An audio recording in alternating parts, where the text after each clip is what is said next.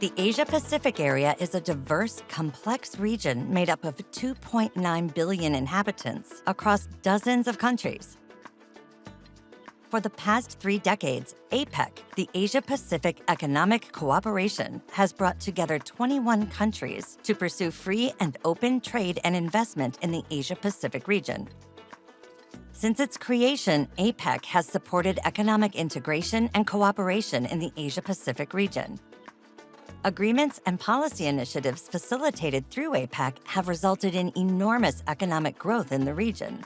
Its gross domestic product, or GDP, more than doubled from 19 trillion to 46.9 trillion US dollars between 1989 and 2018.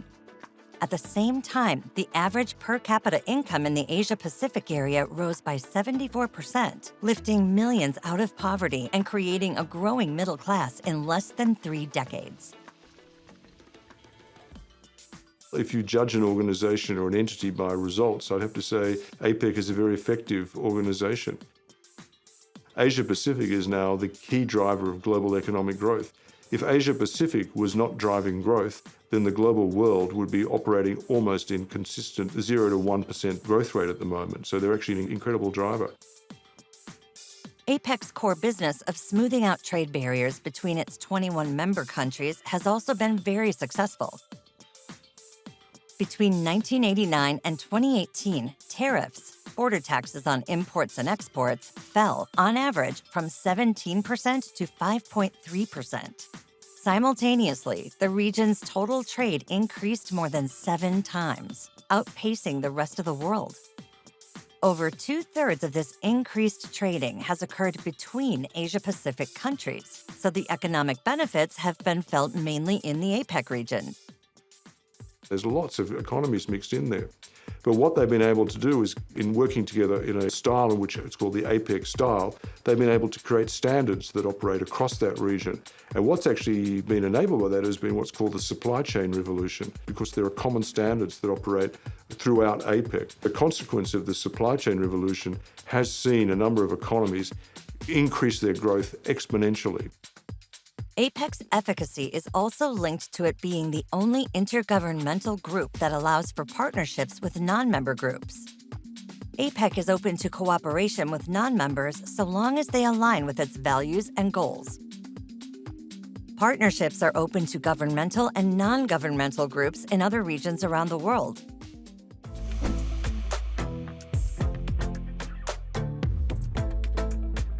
APEC has also sought to focus on issues broader than economic growth, such as the environment. Since 2010, APEC has facilitated agreements on significantly reducing tariffs on environmentally friendly technologies and goods, making it easier and cheaper to build and sell renewable energy technologies across the region. In 2011, member economies committed to reduce energy intensity in the region by 45% by the year 2030. In 2014, members agreed to work toward doubling the share of renewable energy by 2030 in APEC's energy mix, including power generation. Its proximity to the Ring of Fire makes the Asia-Pacific region vulnerable to natural disasters and humanitarian crises. This vulnerability is now intensified by climate change. APEC has been instrumental in helping the region manage natural disasters. The APEC community has actually been able to grapple with that as a collective and actually come up with solutions for early warning, management of the problems as a consequence of it, etc. The fact that it operates as a community is extremely helpful in mitigating or lessening the worst impacts of some of these natural disasters and shocks.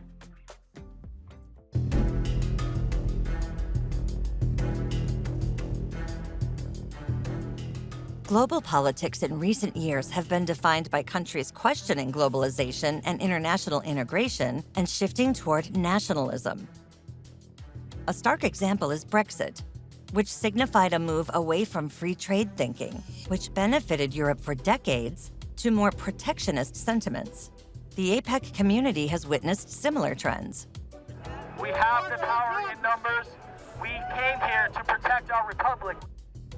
The America First policies of the Trump administration, defined by tariffs and trade barriers, particularly against China, as well as China's retaliation, represented a distinct reversal from the goals of APEC. Increased competition between a strengthening China and her fellow APEC members, the US, Australia, and New Zealand, could also prove problematic for APEC. So there is the risk of geopolitical tension between the US and China playing out in the way in which the APEC community operates.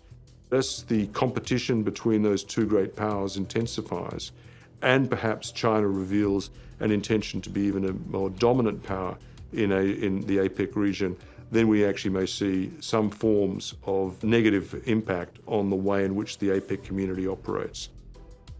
A deteriorated relationship between China and Australia further complicates matters, as does China's increasing insistence of its historical claim to Taiwan and its ramping presence in the South China Sea.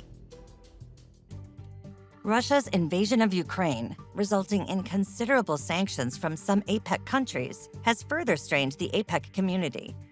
APEC's ability to ensure members respect agreements and operate in the spirit of APEC's goals has also drawn scrutiny. APEC is a consensus-based forum. Commitments are undertaken on a voluntary basis, and APEC cannot make members implement agreements, something that other global organizations like the World Trade Organization or the European Union are able to do.